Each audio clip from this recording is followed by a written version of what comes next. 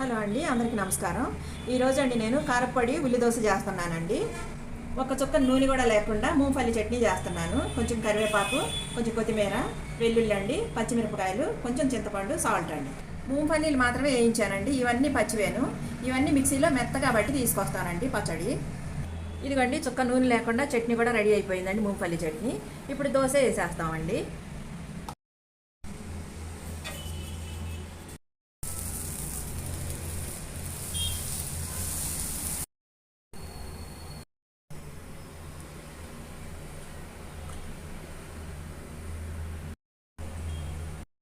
ఉల్లిపాయలు, క్యారెట్, పచ్చిమిరపకాయలు ఇవన్నీ వేసుకున్నానండి. కారపొడి, ఉల్లిపాయలు, క్యారెట్, పచ్చిమిరపకాయలు, కొత్తిమీర ఇవన్నీ వేసుకున్నానండి.